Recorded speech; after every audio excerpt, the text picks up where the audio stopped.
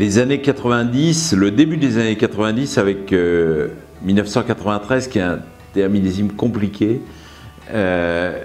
Compliqué parce qu'à Bordeaux c'est raté complet, mais en Champagne c'est intéressant. Du coup beaucoup n'ont pas osé le millésimer. Ceux qui ont osé, finalement ils avaient évidemment raison. Voilà, c'est pas une vraie étiquette, mais de Souza 1993, grand cru, blanc de blanc, c'est magnifiquement en forme aujourd'hui. C'est les débuts de Souza. On a aussi goûté un 90 en moins bonne forme, mais dont moi, vieillissant sous le harnais, je me souviens, c'était un millésime qui s'appelait C'est la fête. Là, ce 93, il est très profond, très dense et il a très bien vieilli.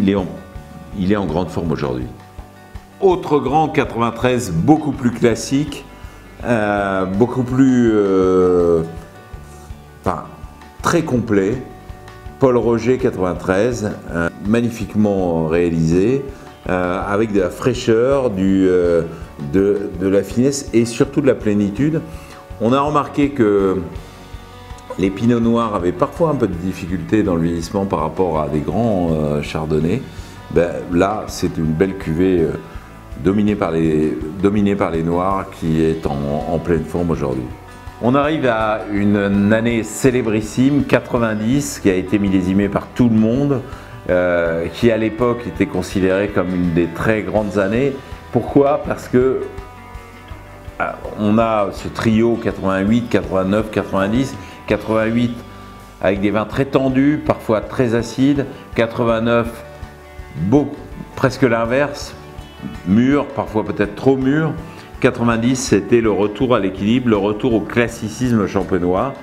C'est pas étonnant qu'une maison qui à l'époque était la seconde maison de Champagne, Moom, qui venait d'être achetée par un groupe canadien ambitieux, Seagram, réalise un très beau vin, en pleine forme aujourd'hui. Très franchement, c'est un des très beaux 90. Si vous avez la chance d'en disposer, profitez-en, parce que c'est remarquablement complet. C'est du vrai champagne, c'est ni du vin, ni du terroir. On a cette élégance, cette harmonie, cette gaieté aussi, qu'on attendait dans un cordon rouge de Moom de la belle époque. Beau chardonnay de la Motte, c'est une petite maison qui appartenait déjà au groupe Laurent Perrier en 90, qui a toujours fait des champagnes axés sur les chardonnays de la Côte des Blancs et aussi des cuvées blanc de blanc. Celle-là est un très beau blanc de blanc. Ce qui est étonnant, c'est que les blancs de blanc réussis est bien conservé, ce qui n'est pas le cas de tous les producteurs en Champagne. Quand ils sont bien conservés, ils gardent cette fraîcheur, cette tonicité, cette élégance, cette finesse qui les rend toujours aussi apéritifs 26 ans après. Autre blanc de blanc, fait par cette coopérative et ce groupe de coopératives Union Champagne, avec des terroirs d'Avise. C'est la belle cuvée qui s'appelle Orpal. 26 ans après, c'est magnifique. Vraiment, c'est l'une des très belles, non pas surprises, parce que on sait évidemment que cette maison travaillait formidablement bien dès cette époque, mais cette cuvée est en pleine forme aujourd'hui, réussit à garder ce côté à la fois apéritif et cette plénitude et cette crémosité qu'on a dans les grands chardonnays. À l'époque, c'est le vignoble Blanc Ruot qui est magnifiquement situé et qui donne une très belle cuvée, d'une finesse, d'un raffinement et d'une fraîcheur, comme il y en a eu très peu aujourd'hui dans cette dégustation sur le millésime 90. C'est vraiment l'un des coups de cœur du millésime. Autre coup de cœur de 90, mais ça c'est moins une surprise, évidemment Dom Pérignon 1990 dans la version P3, c'est-à-dire dégorgé récemment, remise en forme après un très long vieillissement sur pointe. Eh bien, P, ça veut dire plénitude.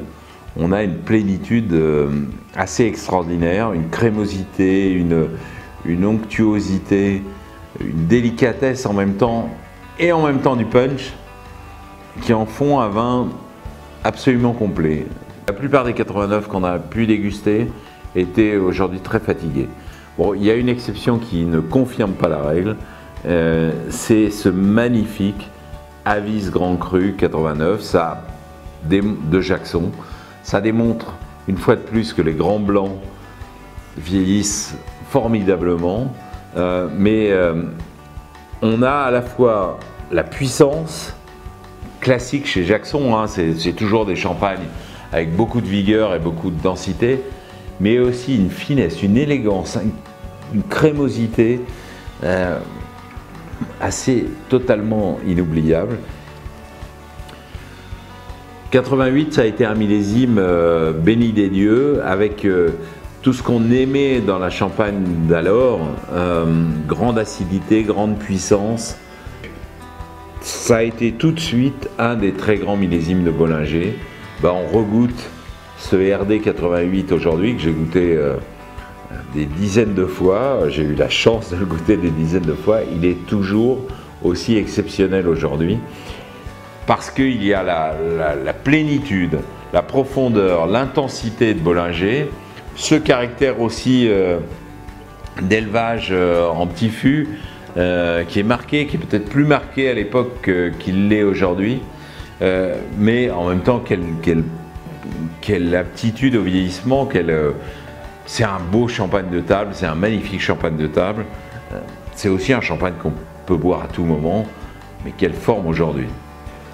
Autre maison très classique et dont on attendait évidemment à l'époque et toujours aujourd'hui un grand 88, c'est Lançon. Pourquoi? Parce que Lançon, c'est cette méthode de bloquer les malolactiques qui faisait des champagnes parfois très tendus, avec une acidité parfois un peu mordante, mais qui vieillissent magnifiquement. Et ce 88, bah, c'est du Lançon suprême, c'est-à-dire que cette tension, cette acidité, cette fermeté, mais en même temps ce fruit s'exprime aujourd'hui parfaitement dans une noble cuvée qui mérite son nom.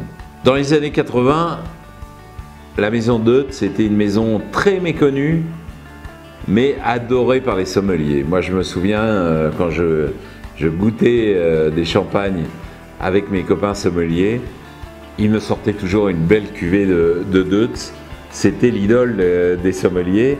Le grand public, moi aussi à l'époque, je trouvais ça un peu ferme, tendu, serré, pour tout dire pas très drôle. J'avais tort, parce que mes amis sommeliers me disaient mais il faut attendre, il faut attendre, il faut attendre. Et moi j'attendais, mais bon, on était un peu impatients. En fait, ce 88, il fallait attendre aujourd'hui. Parce qu'aujourd'hui, il est dans une forme, mais que vous ne pouvez pas imaginer. Il a à la fois cette élégance des grands pinots, avec aussi un peu de chardonnay très racé, très fin, des grands terroirs, hein, évidemment Haï qui est présent, mais une profondeur, une finesse et une jeunesse absolument impressionnante.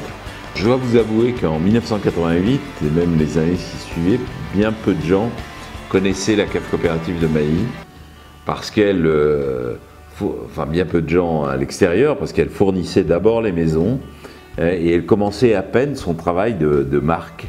Mais elle a su garder quelques-uns de ses vins, et je comprends que les équipes de Mailly, les vignerons, se soient dit c'est formidable, il faut qu'on arrive à faire une maison avec nos vins. C'est ce qu'ils ont fait, ces échansons 1988 ont ce fruit raffiné des pinots des terroirs de Mailly, qui aujourd'hui ont toujours cette jeunesse, cette élégance, ce naturel. Là, voilà un très grand classique, Laurent Perrier.